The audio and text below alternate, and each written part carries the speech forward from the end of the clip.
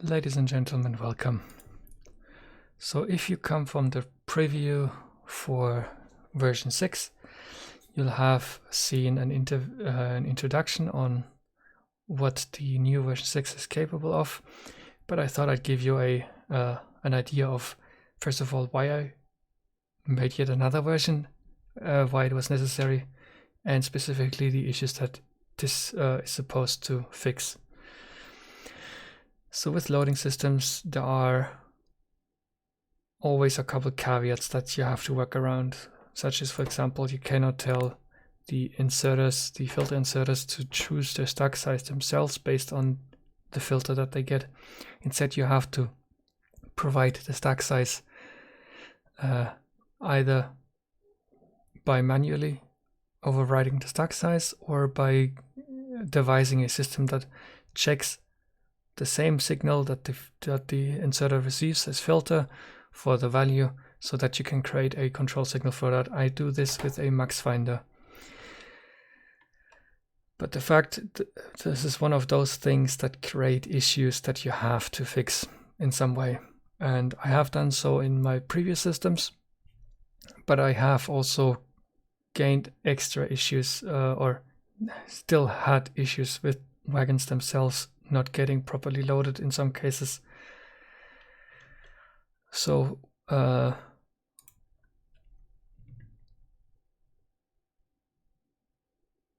there were two issues that I was seeing with my previous system with version 5. So one was fairly rare, in which the all the loading inserters, or let's go to the actual system, to the over here, in which all the loading inserters for the wagon were trying to insert the wrong item into the wagon.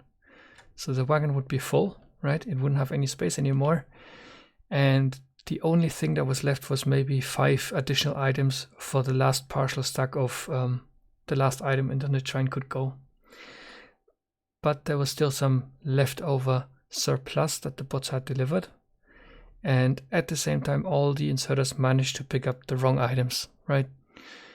And because none of the items were actually too many off in the train, right? It had already been balanced by the unloading inserters. So nothing needed to be removed from the train anymore. Only a final few items needed to be added. Therefore, these guys would not remove anything from the train to make space for the items that these guys were trying to drop so that they could get to the real item.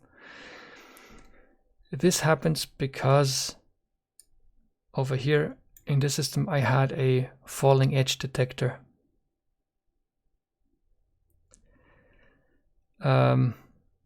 So falling edge detector, what does it do?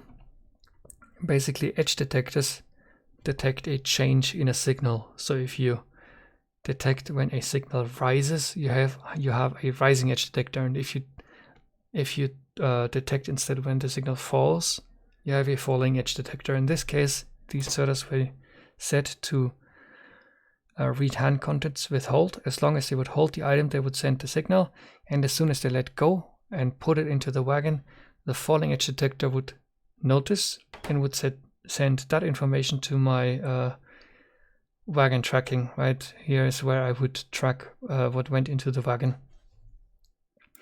The problem, of course, with that is that as long as these inserters can't let go of the items, it won't count as having been put in the wagon. Therefore, these inserters are never going to realize that maybe they need to make space for items, right? Because the wagon tracking doesn't know yet. It only knows once the inserters have let go. And since they cannot, nothing will happen and the system will freeze.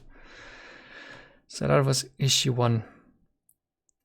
You could fix this by removing the falling edge detector and instead going to polls here and reading when the inserters pick something up. So essentially the tracker will not read anymore what you have put in the wagon, but what you already have in the wagon plus what you are going to put in the wagon. And this would solve the issue with these inserters not being told that they might have to remove items to make space for these guys so they can continue working, right? But doing that introduces issue 2. which is what happens if I already have surplus in the wagon, but maybe it's only one item. So if, for example, I want 100 rails, but I have 101. I also have 100 belts, and these guys want to move more belts. Let's say each is holding 12 belts, right? They all want to move them into the wagon, but the wagon is already full, right? The wagon is full of the surplus items that need to be moved, but the values individually of each item are very small. Like maybe I just need to remove one rail and I need to remove one underground and one inserter or something, right? But these guys, because they now count towards the wagon load, have a much higher value on the 6 times 12 belts that they want to load into the wagon. So these guys are hovering over the wagon trying to drop items they cannot drop because there's no space in the wagon. And these guys end up just waiting for the item that the loader inserters are holding, right? They're not removing the items that they could remove because the value of those items each is smaller than the value of the items that these guys were holding, right? That can happen when you include their hand contents into the, if you remove the falling edge detectors and you read the data of what they're holding directly into the wagon tracker. So that is issue 2. And this is basically a binary choice. Do you deal with the rare issue of the rare issue 1 and you use the falling edge detector to exclude what they're holding into the towards wagon memory? Or do you go with issue 2, which is not that rare, which does include what they are holding towards wagon tracking, but could therefore cause locking up when they can't drop the item that these guys want to unload, right? Now, both of these issues can be solved in the same way, and that is if these inserters simply cannot pick up the wrong items or too many of the item, right? So instead of using stack inserters here, how about you use stack filter inserters here, right? In that case, you can then tell the inserter to pick up the amount of items that you want them to pick up in exact numbers, right? That's very different from stack filter inserters.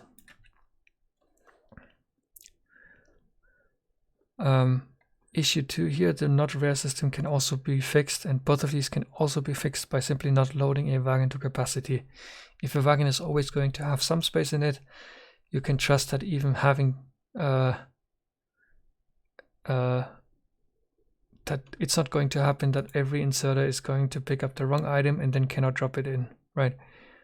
There is some space in the wagon, therefore they're just going to drop in the wrong items, which are then going to be unloaded on the other side so that they can next basically put in the final missing item, right? Or system 2, obviously these inserters, the loading inserters, aren't going to be frozen if they are going to have some extra space in the wagon to resolve any crossovers, right? And then there is another issue that I was having, and this one is once again unique to stack inserters that are loading rather than filter stack inserters, and that is split stacks. So what happens is if an inserter wants to remove an item, let's go with a steel chest here. If inserters remove items, they remove from the rightmost stack first, right? However, if they want to add an item, right? Let's say I want to add rails here. They are going to first fill this up, and then they are going to add more items on the right. But that's not the same when removing items, right? So let's say here, I want to remove items. They're going to ignore that this is a partial stack. Unlike when they're moving items into it, this is not going to get removed first just because it's a partial stack. Removing inserters are still going to pick the rightmost or the last slot basically first, right? They're still going to work this way. Well, you know what I mean. Now this, what happens if, let's say I have 250 rail in, 500 rail in here. I only want 400. Meanwhile, the loading inserters started putting in items over here. This is actually a full stack now, right? The unloading inserters now realize that they need to remove a stack over here, so they do just that. And the loading inserters are going to move in the final surplus of the next item. The problem here is I only wanted 50 storage chests, right? This is 5 too many. But instead of removing this, they're actually going to remove 5 here. I can't really show this. It's a bit difficult to make it choose 5. So let's instead go with right, let's try and there. 25 stacks too many. We need 25 items too many. We need to remove 25 items, but instead of choosing this and removing that so that we have a full stack over here, this is what happens, right? You have 2 partial stacks now that together would make up a whole, right?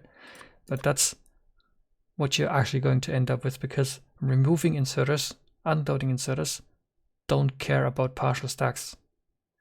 Like if you imagine that maybe you fill up the wagon with more items, right? And I have now, how many is that? 34 nuclear fuel, but I actually want 35, right? But I can't put this in anymore. There's no more space in here. Even though, strictly speaking, there should be. But I don't have any more space because these 2 partial stacks got split up. And that's an issue that is unique to systems that don't use filter inserters to load, but instead to balance the load after the loading. So if this causes so many troubles, why did I go with this in the first place? The system has an advantage in that it is much quicker to both load and unload at the same time. Up here with the new system, I cannot unload and load at the same time. I have to load first, right? And then if any change occurs, then I have to unload. But while I'm unloading, I can't be loading because these guys aren't filter inserters. I could, of course, turn these into filter inserters, but then I would essentially need this entire setup again over here, right? That's a little bit too much space here. I'm already pretty big here, pretty wide with the station. I didn't want to like go all the way over here or something. So these guys cannot choose what to unload from the train. They'll just simply be unloading. Therefore, I can't have both sides active at the same time, because what am I loading for if these are just going to remove whatever, right? And that's the advantage of these dumb loading, smart unloading, is that they can work efficiently at the same time. I can load too many of something, and while I'm already loading the next item, I can then smoothly remove the surplus of the last item here. So it's essentially a more flexible system, except with the last issue that I just detailed. That is a huge minus. That basically forces you to never use the full capacity of your wagon, right? And I did not like that, so I chose to go with a system that is in itself a little bit more rigid. It can do everything, right? It can load specific loads, it can empty the train, and I can choose what items to load and what quantities. It basically does the same thing as the system. It's just slightly more rigid in that I cannot both do loading and unloading at the same time. On the other hand, the unloading goes faster because I don't have to choose items. I just, whatever's in there comes out. While over here, if I'm unloading the entire train, right, I'm using the contents of the train as information, which means if there's an item that's just in wagon 1, only the inserters of wagon 1 can unload. All the others are stuck until the item is finished unloading and the next item gets chosen. That's just a side effect of using filter inserters over here. And again, that's the case because I can't tell what's in which wagon of the train, so I can't, if a fresh train comes in that needs to be unloaded first, I don't know what's in which wagon, so I can't tell these inserters to unload that item and these inserters to unload that item. I can only tell it what's in the train and please select your item from that, right? So this isn't perfect either. First of all, because of these issues that I just detailed. And second, even though switching loadouts while the train is already waiting in the station, switching loadouts is perfectly fluid and very fast. Whereas over here, if I'm switching loadouts, I have to first wait for everything to be emptied and then to be loaded. I can't load and unload at the same time. In the end, this is still about as fast as this system, simply because you're not going to be switching loadouts while the train is at the station very often, right? Usually you're going to switch loadouts once, and then you're going to have a couple trains delivered, and then you're going to go to the next loadout. So effectively, you end up with about the same loading times and unloading times.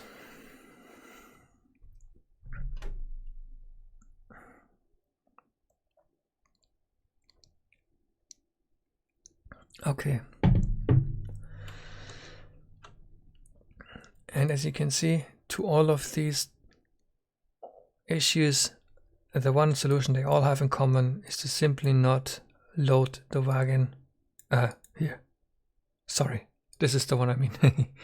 To simply never load items into the wagon that are not supposed to be in it, either by amount or by type. Right?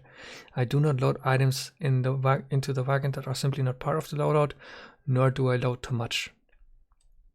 That's the smart solution, basically, to all these issues at the same time. And this is why I switched over to loading filter inserters. And this is what I had originally in my very first version, but I changed to smart unloading instead because of the advantages I just explained. And at the time I hadn't been aware that inserters do not unload partial stacks before full stacks. If that were the fact that they would prefer unloading partial stacks first, then I would go back to this system because it is simply more flexible and more fluid. Okay.